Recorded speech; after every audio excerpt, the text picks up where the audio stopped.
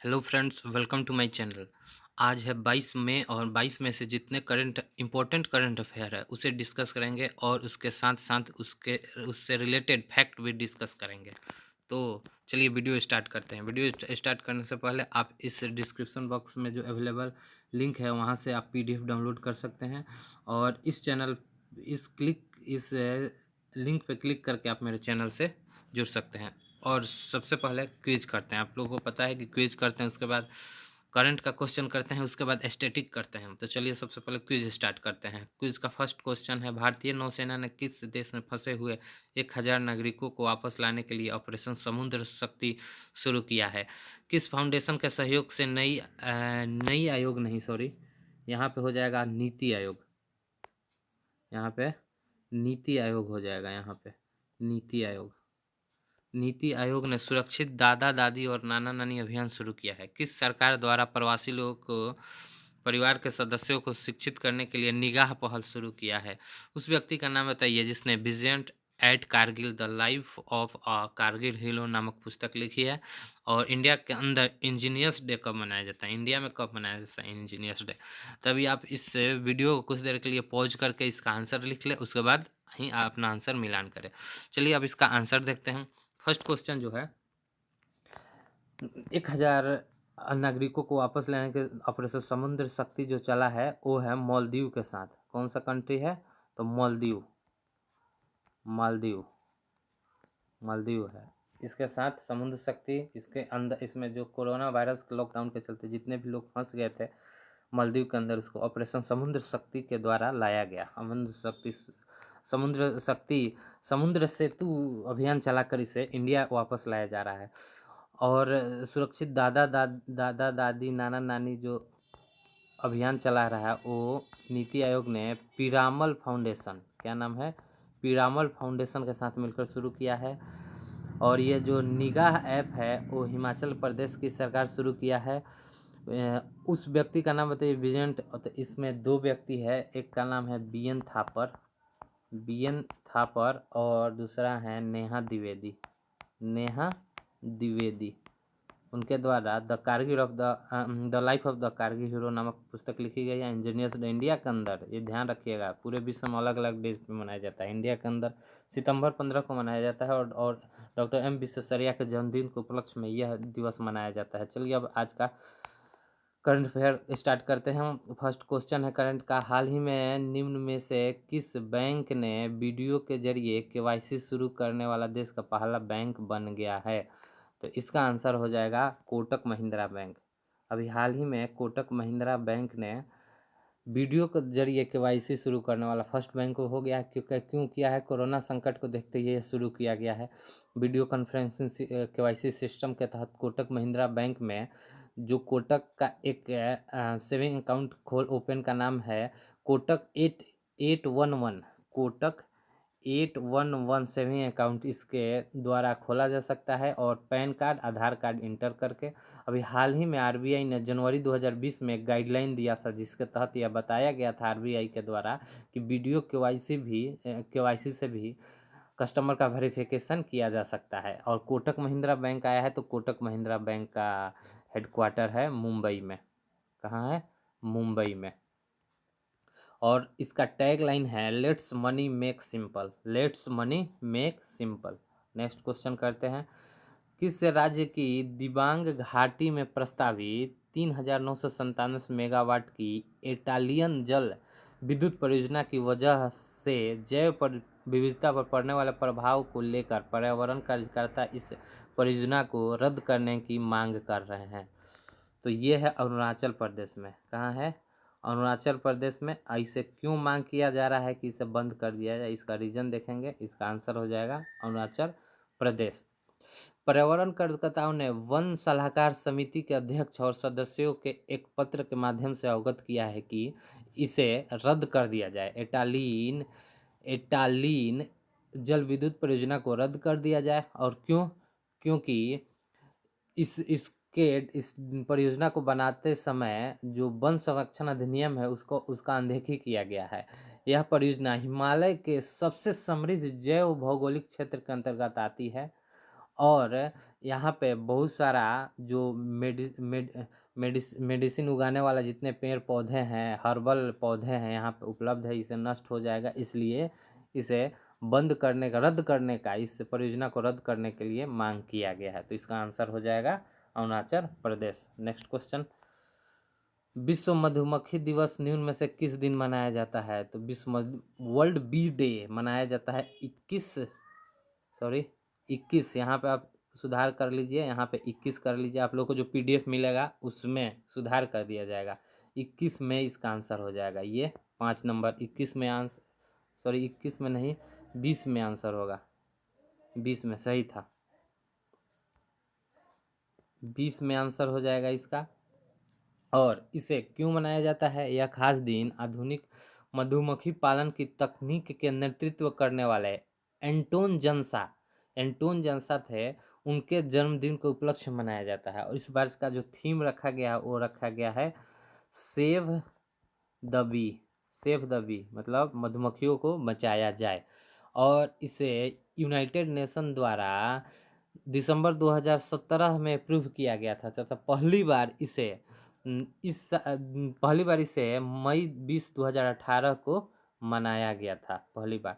और ये इम्पोर्टेंस क्यों है इनको बचाना, मधुमक्खियों को बचाना इम्पोर्टेंस क्या है? जो पेड़ पौधों का जो पोलिनेशन होता है, मतलब परागन होता है, परागन ही इकोसिस्टम का मेन पार्ट है। और पोलिनेशन के लिए जिम्मेवार कौन है? तो मैक्सिमम जिम्मेदार मधुमक्खी ही है। इसी के चलते हमारा जो फसल वगैरह होता है, पोलिनेशन फूल वगैरह होता है, वो उग पाता है, होता है। इसलिए पोलिनेशन ज़रूरी है। और ये पोलिनेशन के वेक्टर कौन है? तो मधुमक्खी है, इसलिए इसे बचाना ज़रूरी है। अगला क्वेश्चन, उत्तर प्रदेश के जेवर में नोएडा एयरपोर्ट को बनाने के लिए निम्नलिखित में से किस देश की कंपनी को केंद्रीय गृह मंत्रालय ने स्वीकृति दे दी है? तो ये है स्विट्जरलैंड की कंपनी। कहाँ की कंपनी है? स्विट्जरलैंड की कंपनी है। तो आंसर ए हो जाएगा, इसका आंसर ए हो जाएगा। और केंद्रीय गृह मंत्रालय ने जेवर में नोएडा इंटरनेशनल एयरपोर्ट को विकसित करने के लिए Swiss firm Zurich airport international AG को सुरक्षा मंजूरी दी है। यह 5000 हेक्टेयर में फैले हुए इस प्रोजेक्ट में 29,000 करोड़ रुपया खर्च होने का अनुमान है। और यह एयरपोर्ट दिल्ली के इंदिरा गांधी और गाजियाबाद के हिंडन के बाद राष्ट्रीय राजधानी क्षेत्र यानी NCR का तीसरा सबसे बड़ा हवाई अड्डा बन जाएगा। अगला क्वेश्चन, निम्नलिखित में से किस देश ने उड़ीसा और पश्चिम बंगाल से टकराने वाले चक्रवात का नाम अम्फान रखा है? तो ये है थाईलैंड ने रखा है। तो 2 नंबर इसका ऑप्शन हो जाएगा, इसका ऑप्शन हो जाएगा 2 नंबर। थाईलैंड ने इसका नाम अम्फन रखा है। चूँकि अभी IMD ने 179 नाम सुझाया था, जिसमें 13 कंट्री ने 13 नाम दिया था। तो एक साइकिल के अकॉर्डिंग इसका सब जितने बंगाल की खाड़ी और अरब सागर में जितने भी चक्रवात आते हैं उसका नाम एक साइकिल के अकॉर्डिंग रखा जाता है। तो इसका अभी जो आया है तूफान अम्फान, इसका नाम थाईलैंड ने रखा है। और इस चक्रवात का नाम थाईलैंड ने 16 साल पहले रखा था। इसके पहले अम्फान 16 साल पहले, यह चक्रवात 1999 में आया था। उड़ीसा के चक्रवात के बाद बंगाल की खाड़ी में आने के बाद यह पहला ट्रॉपिकल चक्रवात था, यानी उष्णकटिबंधीय चक्रवात था।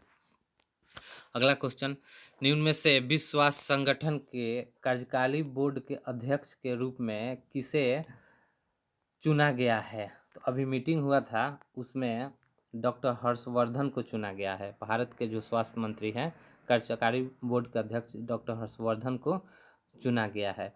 और वह 22 मई को जापान के डॉक्टर हिरोकी नकटाकी के उत्तराधिकारी के पद पर, यानी इसके पहले जापान के डॉक्टर हिरोकी नकटानी थे, वो उसके बाद उसके पहले ये रिटायर हो गए। अब डॉक्टर हर्षवर्धन उनका जगह लेंगे।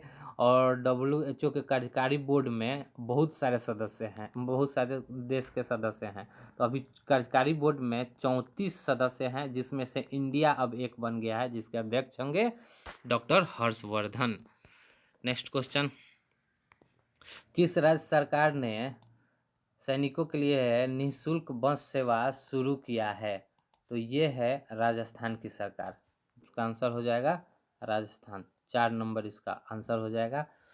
इसमें क्या है कि सशस्त्र सेना के शौर्य चक्र प्राप्त करने वाले राजस्थान मूल के ही सैनिकों को रोडवेज की बसों में निःशुल्क यात्रा कर सकेंगे। यानी राजस्थान की ही जो गवर्नमेंट बसेस होगी उसमें ये यात्रा कर सकेंगे, फ्री में यात्रा कर सकेंगे। ये इनका जानकारी जो दिया मुख्यमंत्री अशोक गहलोत ने इस संबंध में एक प्रस्ताव को मंजूरी दे दिया है।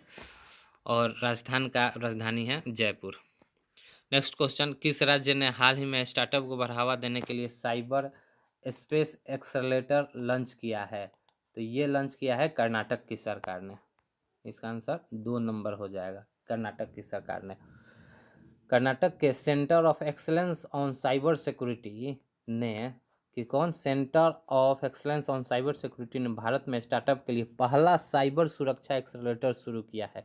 और राज्य सरकार का मानना है कि बाजार में परिपक्वता की कमी और कुशल प्रतिभा की अनुपलब्धता के कारण भारत में साइबर सुरक्षा स्टार्टअप के विशेष चुनौतियों का सामना करना पड़ता है। उसी के संदर्भ में स्टार्ट किया गया, जिससे जो साइबर क्राइम होता है उसको बचाया जा सके और एक अनुकूल वातावरण को बढ़ावा दिया जा सके साइबर स्पेस के क्षेत्र में।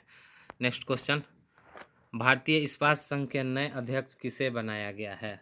तो भारतीय इस्पात संघ के नए सदस्य अभी हाल ही में बने हैं दिलीप उमन। 5 नंबर ऑप्शन हो जाएगा दिलीप उमन, जो आर्सेटोल मितर निपॉन आर्सेटोल मितर निपॉन स्टील इंडिया के ये न्यू प्रेसिडेंट हैं।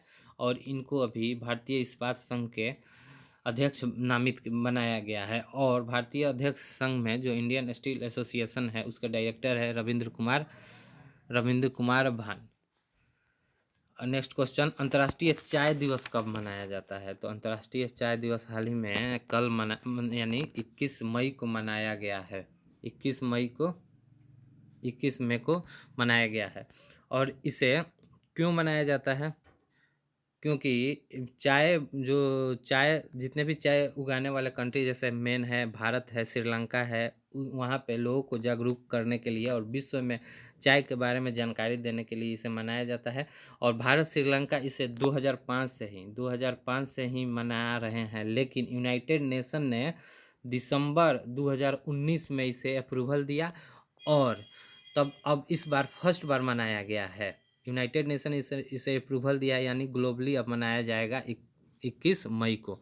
और टी बोर्ड ऑफ इंडिया का जो हेडक्वार्टर है वो कोलकाता के अंदर है। कहाँ पे है? वो कोलकाता में है। चेयरमैन है इसके Prabhat Kamal. Next question, national anti terrorism day कब मनाया जाता है? तो ये 21 मई को मनाया जाता है। और क्यों मनाया जाता है? क्योंकि लोगों को जागरूक किया जा सके कि टेररिज्म जो करता है उसका कोई धर्म रिलीजन नहीं होता है, तथा शांति व्यवस्था कायम करने के लिए भी यह मनाया जाता है। और इसे क्यों मनाया जाता है? जो भारत के पूर्व प्रधानमंत्री राजीव गांधी थे, उनके डेथ एनिवर्सरी पर मनाया जाता है। और उनको मार दिया 21 मई 1991 को ह्यूमन बम के द्वारा तमिलनाडु में उन्हें मार दिया गया था।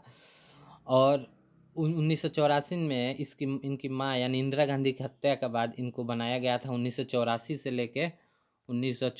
लेके 89 तक ये भारत के PM रहे हैं।